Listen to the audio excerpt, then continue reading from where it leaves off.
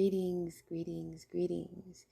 Today's inspiration to podcast comes from an article I saw about a Harlem Renaissance writer.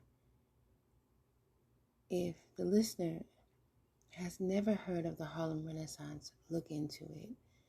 It sparked belief in me so many years later. The Harlem Renaissance was in the 1920s, I believe. I hope I have it right. Way before I was ever even a thought, and my parents weren't even born. So it's just important for us to do our thing, whatever our thing is, because you never know who you might inspire. So those writers, those performers, those beautiful Black people who did their thing in Harlem during that time have resonated not just with me, but with just so many people. Claude McKay, Langston Hughes, those are the writers' names that come to mind off the top of my head. But it wasn't just writers, it was like a whole thing. Joy, Black joy in the middle of so much that was going on then. And so this article about this Black African American writer, yeah, I aspire to be a writer. My first book will be published this year. That's a promise to myself. And reading this article about her was very inspirational. So I'm going to read the article here for inspiration for myself and to any other creative out there who's in need of a little inspiration today. Yeah, here it is.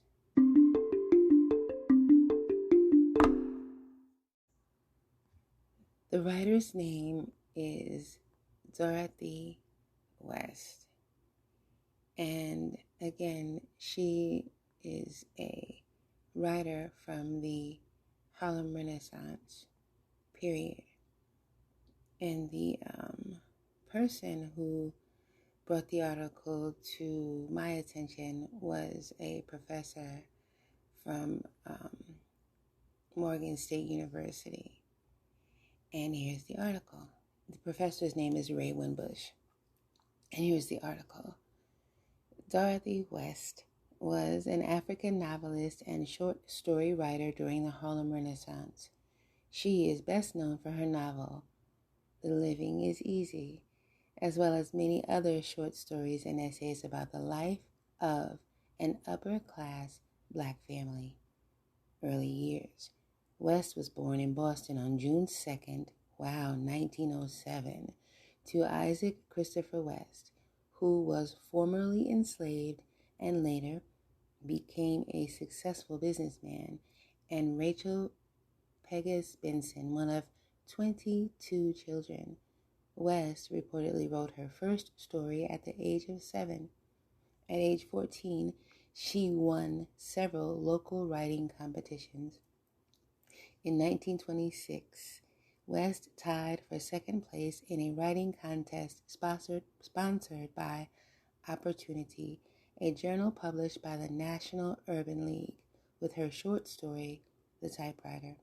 The person West tied with was future novelist Zora Neale Hurston. Harlem Renaissance. Shortly before winning, Dorothy moved to Harlem with her cousin, the poet Helene Johnson. There, Dorothy met other writers of the Harlem Renaissance, including Langston Hughes, Countee Cullen, and the novelist Wallace Thurman. Hughes gave Dorothy the nickname of the Kid, by which she was known during her time in Harlem. Before the Depression hit, Dorothy's principal contribution to the Harlem Renaissance was to publish the magazine Challenge, which she founded in 1934 with $40. In the decline of the Renaissance, it was symbol that she hadn't lost faith in herself and that she would continue with her writing. She also published the magazine's successor, New Challenge. These magazines were among the first to publish literature featuring realistic portrayals of African Americans. Among the works published were Richard Wright's groundbreaking essay, Blueprint for Negro Writing, together with writings by Margaret Walker and Ralph Ellison. In her later years, Dorothy had become aware that up until the Harlem Renaissance, it was almost impossible for a black female to sustain a career in writing. She was, in fact, one of the first female black writers, to have her works published. This later served as a permanent reminder that African American females weren't always recognized. West had explained in an interview that due to the publisher's lack of interest, the audience never had a chance to be present. She also attributed her spark of inspiration to her aunt's subscription to the NAACP's magazine Crisis. Literary works. After both magazines folded because of insufficient financing, West worked for the Works Progress Administration's Federal Writers Project. Let me say that again. After both magazines folded because of insufficient financing, West worked for the Works Progress Administration's Federal Writers Project until the mid-1940s. During this time, she wrote a number of short stories for the New York Daily News.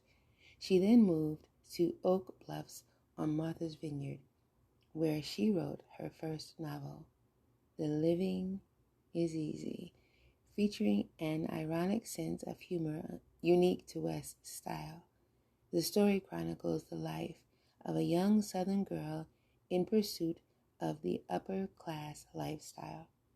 Published in 1948, the novel was well received critically, but did not sell many copies.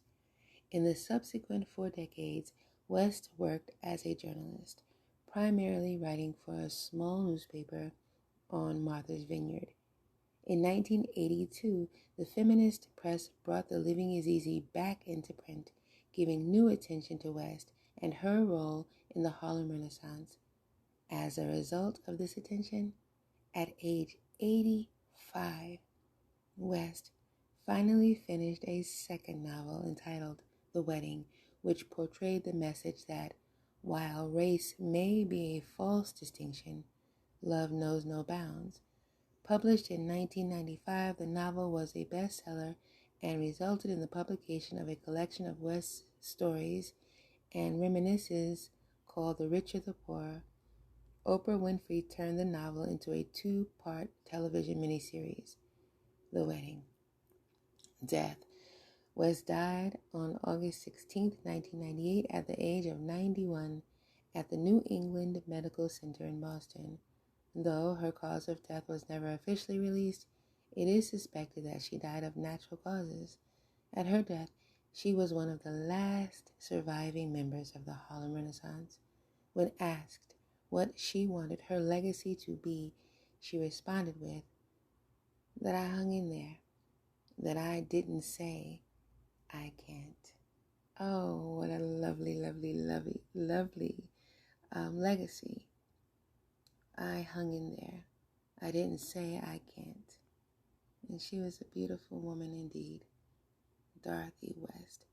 And the source that Professor Ray Winbush provided was Wikipedia. So, if you want to read it for yourself, just go to Wikipedia. Then you can see her pictures. And shout out to Miss Dorothy West. There's even a photo. I'll put that as the photo of this read, because she has such a smile even in her 80s. Beautiful woman. Beautiful spirit. Shout out to Dorothy West for today's inspiration. 1.